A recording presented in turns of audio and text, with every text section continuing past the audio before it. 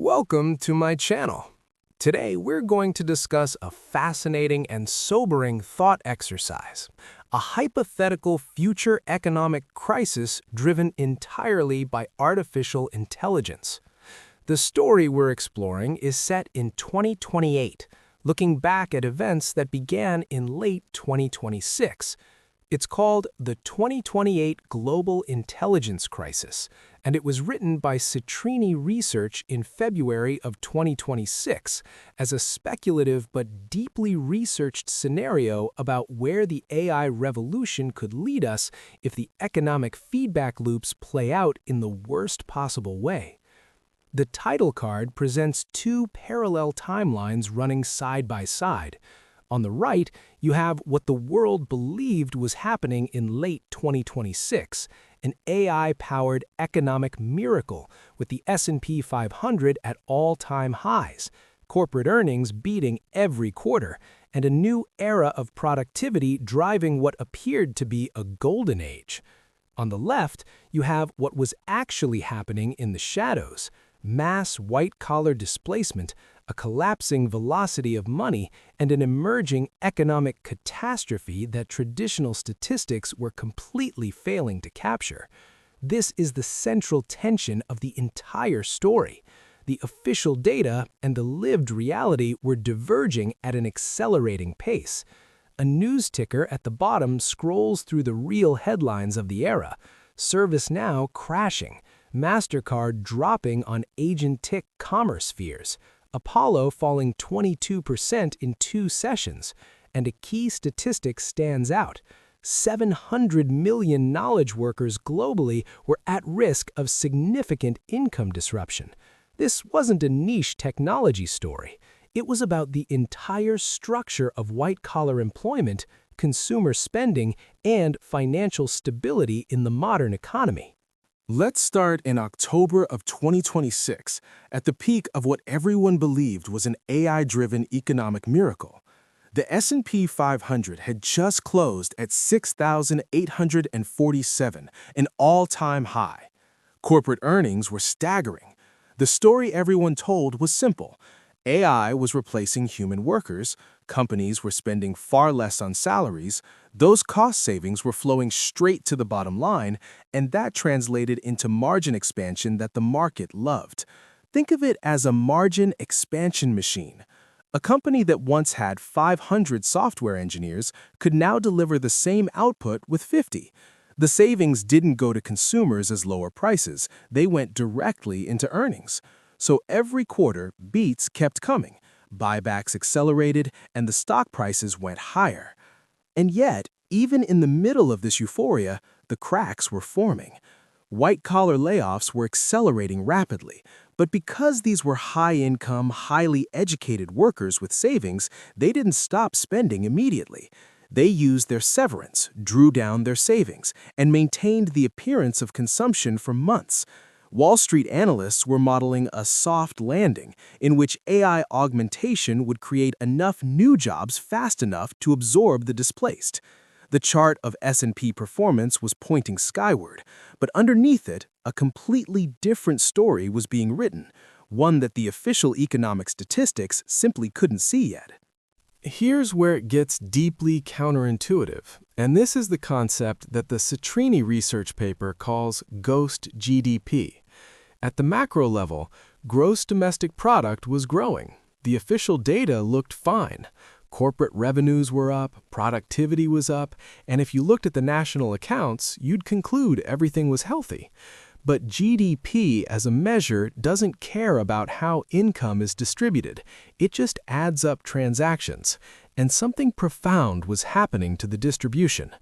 Imagine a company that replaces 100 human analysts with an AI system. Those analysts each earned $90,000 a year, went to restaurants, paid rent, bought cars, and recycled their income back through the consumer economy. The AI system might cost $10,000 a year in compute. The company saves $8 million, which flows to shareholders and executives. The GDP math might actually look positive because corporate profits go up. But the velocity of money, the number of times a dollar circulates through the economy before it stops, falls sharply. A dollar sitting in a brokerage account generates far fewer transactions than a dollar in a paycheck. The Federal Reserve's measure of the velocity of M2 money supply was quietly flatlining while the stock market was singing.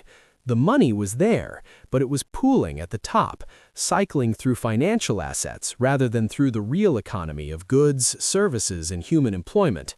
This is the ghost GDP, an economy that appears healthy in the aggregate statistics while becoming hollow at the base.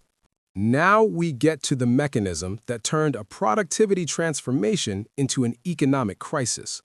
The paper calls it the intelligence displacement spiral. And once you understand this feedback loop, the whole scenario becomes frighteningly logical. It works in 5 stages that feed into each other relentlessly. First, AI agents and automation tools replace white-collar workers across software, consulting, legal, finance, and knowledge work broadly. Second, those displaced workers, hundreds of thousands of them simultaneously, lose their high incomes and pull back on spending. Third, that pullback hits the very consumer economy that financed the mortgages, the car loans, and the credit card balances of these same workers. Fourth, falling consumer demand reduces corporate revenues, which triggers further rounds of cost-cutting and more AI adoption to maintain margins. And fifth, that next round of adoption displaces yet more workers, completing the loop. What made this spiral particularly dangerous was its speed. Historical technological disruptions, the mechanization of agriculture, the automation of manufacturing, played out over decades, giving society time to adapt, retrain, and redeploy workers into new sectors. The intelligence transition of 2026 and 2027 was compressing what should have been a 30-year adjustment into 3 years. The downstream consequences were immediate and severe. Mortgage delinquencies in technology hub cities began rising. India's massive IT services sector, which employed over 5 million people in roles like software testing, business process outsourcing, and back-office analytics, began contracting at a rate that threatened the country's economic stability. The spiral was self-reinforcing, and nothing in the standard macroeconomic toolkit was designed to stop it. The first major visible crack in the financial markets came from the SaaS software sector, and it arrived faster than anyone expected. In the first quarter of 2027, ServiceNow, the enterprise workflow and IT management platform, a darling of Wall Street with a valuation that had been trading at over 60 times forward earnings, reported earnings that missed analyst expectations dramatically. The reason wasn't competition from another software company. The reason was that its customers, large enterprises, were canceling or sharply reducing their ServiceNow licenses because AI agents were simply doing the work that ServiceNow's platform had been automating. The stock dropped 34% in a single session. That one event sent shockwaves through the entire software-as-a-service sector because investors suddenly realized the question they should have been asking all along. If AI agents can replace the workflows that SaaS tools automate, what is the value of the SaaS subscription? The concept that explains what happened here is called reflexive destruction. SaaS businesses had been valued on the assumption that their annual recurring revenue, their ARR, was genuinely recurring. Customers signed long-term contracts, the switching costs were high, and the revenue was considered very sticky. But the AI disruption was hitting SaaS from 2 directions simultaneously. On one side, AI was doing the analytical work that required the SaaS tool in the first place, eliminating the demand. On the other side, AI coding assistants were dramatically lowering the cost and time required for competitors to build replacement tools, compressing pricing power from above. The historical precedent was the cloud transition of 2011, when on-premise software vendors lost half their multiples in under 2 years. But in 2027, this transition was happening in 18 months and affected a far broader set of companies simultaneously. The ServiceNow collapse wasn't an isolated incident. It was the signal that an entire asset class was being repriced. By early 2027, AI agents had become default participants in consumer commerce, and they were doing something that no one had quite accounted for, completely eliminating economic friction. For decades, enormous enterprise value had been built on a very simple insight. Humans are busy, distracted, and lazy about optimizing their purchases.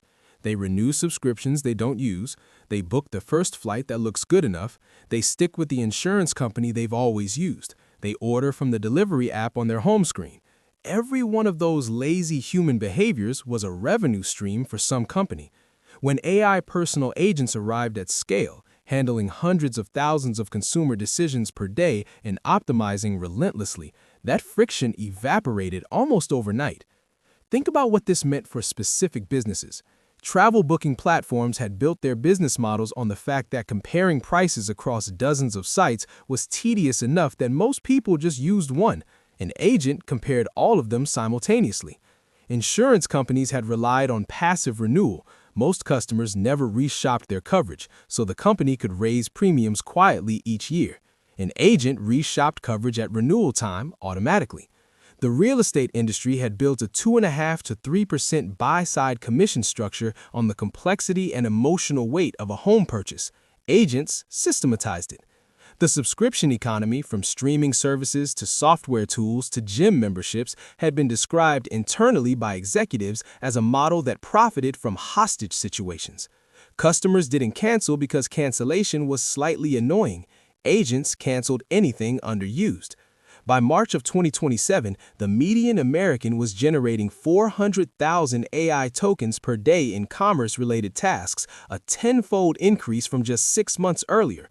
Trillions of dollars of equity value had been quietly resting on human limitations persisting. Those limitations were gone.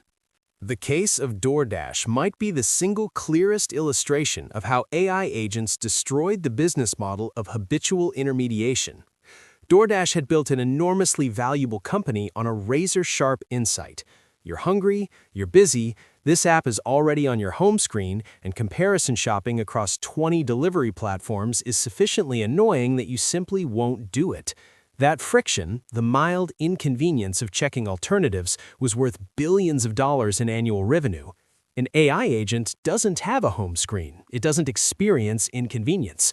When you tell it you want dinner, it simultaneously queries DoorDash, Uber Eats, Grubhub, the restaurant's direct online ordering, and dozens of new lightweight alternatives that AI coding tools had enabled developers to build and deploy in weeks. It then picks whichever has the lowest total cost and fastest delivery every single time. The downstream effect was devastating for incumbents on both sides of the market simultaneously. On the demand side, agents were routing around DoorDash's platform whenever a cheaper option existed. On the supply side, an AI software developer could now build a functional food delivery coordination app in weeks, and dozens of new entrants did exactly that, competing by passing 90 to 95% of the delivery fee through to drivers. DoorDash and Uber Eats couldn't match this because their cost structures and investor expectations were built on higher margins. The same story played out across every habitual intermediation business: subscription streaming, insurance, real estate brokerage, travel platforms. The moat in every case had been built from human limitation. Once that limitation was gone, every moat was gone. Beyond the disruption to commerce platforms, AI agents discovered something that the financial system had been quietly relying on for decades: the 2 to 3% interchange fee buried inside every credit card transaction. When you swipe a Visa or a MasterCard, roughly 2 to 3% of that purchase silently flows to the card network, the issuing bank, and various intermediaries. For consumers, this fee is invisible. It's baked into the merchant's pricing. For AI agents conducting machine-to-machine commerce, it was a glaring, obvious inefficiency that could simply be routed around. By early 2027, AI agents executing high-volume commercial transactions were defaulting to stablecoin settlement on blockchain networks like Solana and Ethereum Layer 2 systems, where transaction fees were fractions of a penny rather than fractions of a percent. The economic math was simple and unavoidable. In April of 2027, MasterCard reported quarterly earnings with slowing purchase volume growth and specifically cited agent-led price optimization as a headwind. The stock dropped 9% in a single session. Visa, Capital One, American Express, and Discover all fell 10% or more in the following weeks. American Express was particularly hard hit. Its core business model rested on serving affluent white-collar professionals who were exactly the demographic being displaced by AI, while simultaneously losing the interchange revenue that funded its premium rewards programs. The financial plumbing of the consumer economy, the card networks that had processed trillions of dollars in transactions, was being bypassed. This wasn't a future risk. It was already happening. Here's the most critical piece of context for understanding why this was a systemic crisis rather than a sectoral one. White-collar workers, professionals in knowledge-intensive roles across technology, finance, consulting, legal, and business services, represent approximately 50% of total U.S. employment, but their economic footprint is far larger than their headcount. Because white-collar workers earn substantially more than average, they account for roughly 75% of discretionary consumer spending in the United States. These are the people filling the restaurants, the hotels, the luxury goods stores, the high-end subscription services, and the housing markets of major metropolitan areas. When economists modeled the impact of previous waves of automation, manufacturing job losses, for example, the affected workers were largely in the bottom half of the income distribution, meaning their reduced spending had a proportionally smaller impact on discretionary consumption. But the AI disruption of 2026 and 2027 was hitting the top half of the income distribution, the cohort that drives consumer spending in a modern services economy. A 2% decline in white-collar employment, the analysis suggests, could translate into a 3 to 4% hit to discretionary spending across the economy. And that spending decline doesn't just hurt consumer-facing businesses directly. It cascades through commercial real estate, regional banking, local government tax revenues, and ultimately the housing market in cities where these workers had concentrated. The domino sequence was software sector first, then consulting and financial services, then consumer spending, then housing markets, then the banking system that held the mortgages. This is why the phrase, "it's not a sector story, it's the U.S. economy," became the defining framework. The businesses AI was destroying were not tangential to the economy. They were the economy. By April of 2027, the crisis had moved from equity markets into credit markets, and this is where it became genuinely systemic. Over the previous decade, private equity firms had assembled a $2.5 trillion private credit market, with a meaningful share of that capital deployed into leveraged buyouts of software companies. The logic had seemed bulletproof. SaaS companies had annual recurring revenue, highly predictable, contractually committed revenue streams from enterprise customers who rarely churned. Private equity used this predictability to justify high leverage, borrowing heavily against the expected cash flows. The largest example was Zendesk, the customer service software company that was taken private in 2022 for $10.2 billion, financed by a $5 billion private credit facility backed by some of the largest names in alternative asset management, including Blackstone, Apollo, Blue Owl, and HPS. Then, AI agents replaced what Zendesk did. Enterprises began canceling or drastically reducing their Zendesk licenses because AI customer service systems were handling support tickets faster and cheaper than the Zendesk-enabled human agents who had previously used the platform. The revenue that backed the debt began evaporating. Private credit marks, the valuations that fund managers put on these loans in their quarterly reports, began declining, but slowly and gradually as fund managers managed the recognition of losses through their mark-to-model discretion. By September of 2027, the Zendesk loan was being marked at 58 cents on the dollar. In April of that year, Moody's downgraded $18 billion of private equity-backed software debt across 14 issuers in a single action, the largest single-sector downgrade since the energy sector in 2015. The daisy chain of correlated bets, PE fund to insurer balance sheet to pension fund, was beginning to snap. The private credit losses didn't stay contained within the PE funds that originated them. Over the preceding decade, the largest alternative asset managers had executed a brilliant but ultimately fragile financial engineering strategy, acquiring life insurance companies, using the insurer's annuity deposits as a permanent, low-cost funding source, and then deploying that capital into the higher-yielding private credit assets they themselves originated. Apollo's acquisition of Athene, KKR's acquisition of Global Atlantic, and Brookfield's acquisition of American Equity Investment Life were all variations of this same perpetual motion machine, fee income from asset management plus an insurance spread, all financed by Main Street household savings in the form of annuities. The machine worked elegantly as long as one condition held: the private credit assets had to remain money good. That is, the loans had to be repaid as expected. When the software loans began defaulting, the losses hit the insurer balance sheets directly. Insurance regulators, already nervous about the opacity of this structure, began reviewing the risk-based capital treatment of private credit assets held by insurers. Moody's placed Athene's financial strength rating on negative outlook. Apollo dropped 22% over 2 trading sessions. The issue wasn't just the magnitude of the losses, it was the opacity.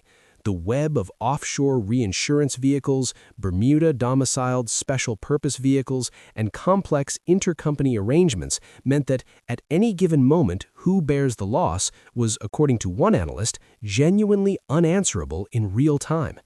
The Main Street savings of American households, the retirement nest eggs of working people, had been quietly routed through a chain of financial intermediaries into leveraged bets on software company recurring revenue. Those bets were failing. Now, we arrive at the question that connected all of these market dislocations to the real economy of ordinary Americans, the $13 trillion U.S. residential mortgage market. White-collar workers are not uniformly distributed across the country. They are concentrated in specific metropolitan areas: San Francisco, Seattle, New York, Boston, Austin, and a handful of other technology and finance hubs.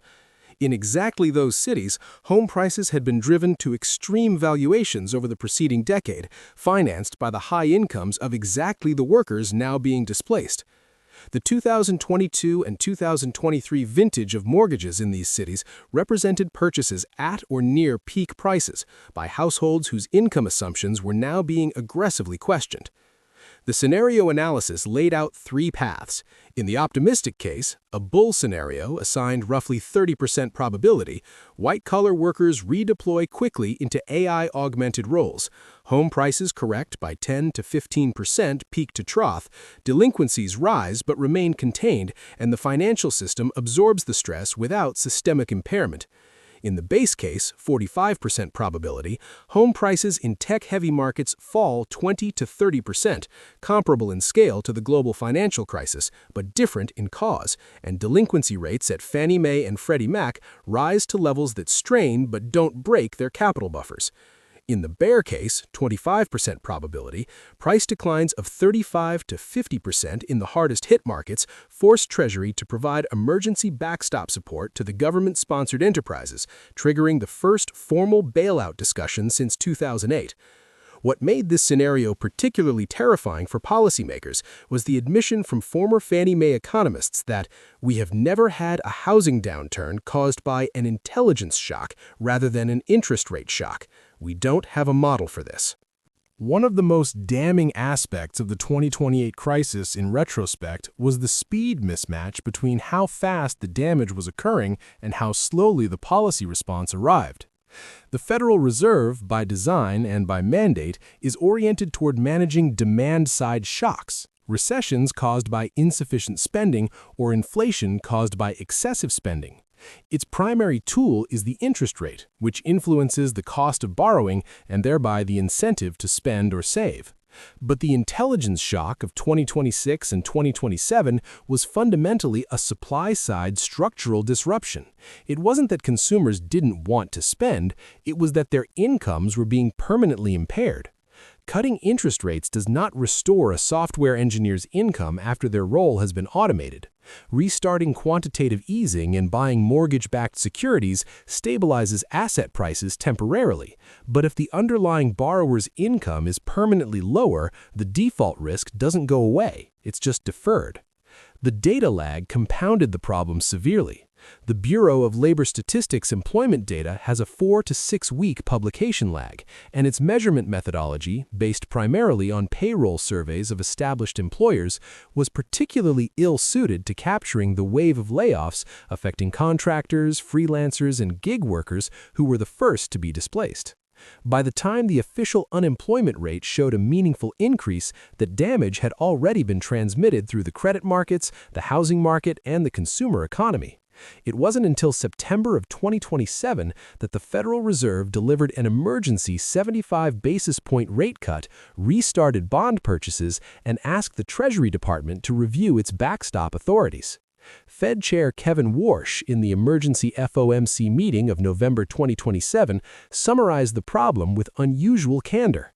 The Fed was fighting a supply shock with demand tools, and every instrument in its toolkit was wrong for the problem it was facing. Now let's look at what happened to equity markets as all of these threads converged. Throughout 2026, an enormous intelligence premium had been baked into the valuations of every company whose business model rested on the scarcity or value of human intelligence. Salesforce was trading at 42 times forward earnings on the thesis that enterprise CRM, the complex orchestration of customer data and sales workflows, required significant human intelligence to implement and maintain. Workday was at 51 times earnings on the thesis that HR systems were sticky, complex, and irreplaceable. ServiceNow was at 67 times earnings on the thesis that IT workflow automation was a permanent and growing need. When AI both replaced the human intelligence these tools were built around and dramatically lowered barriers to entry for competitors, the valuation correction was violent. Salesforce re-rated to 15 times earnings, a 64% compression. Workday fell to 12 times, 76% compression. ServiceNow collapsed to 7 times, an 89% compression from peak. The broader index followed.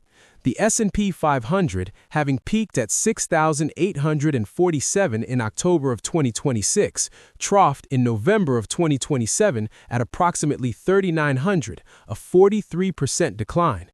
That decline was faster than the dot-com bust on a rate of change basis and comparable in magnitude to the global financial crisis. But unlike the financial crisis, the cause was not a mispricing of financial risk.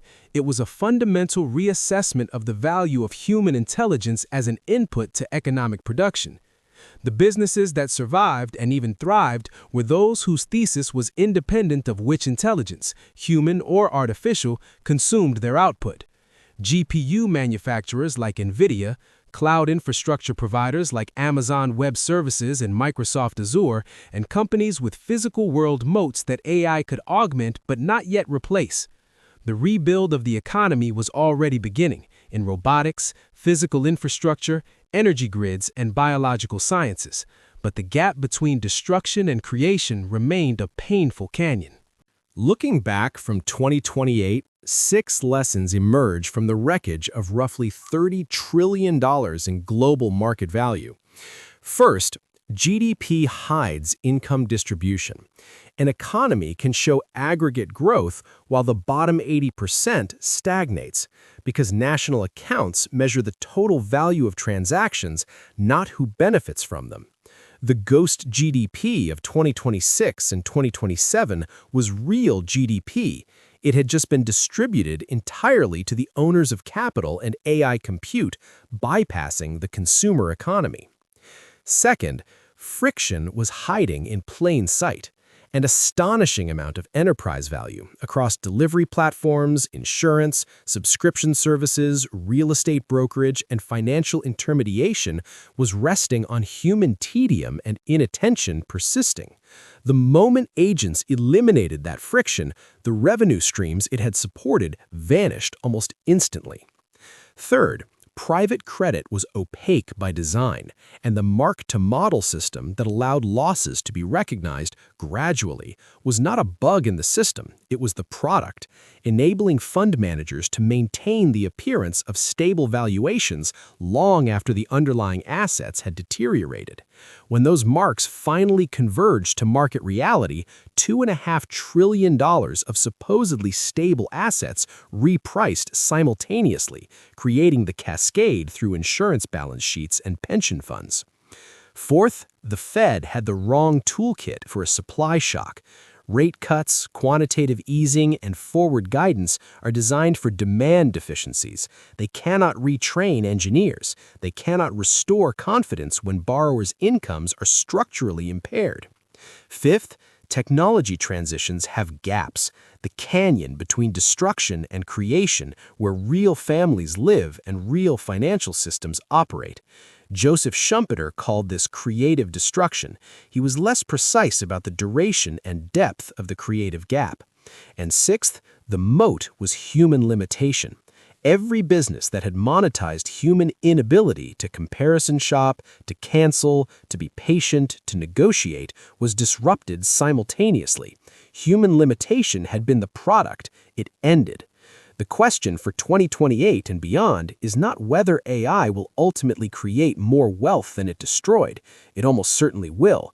The question is whether society can build a bridge across the canyon in time before the next and even larger wave of disruption arrives.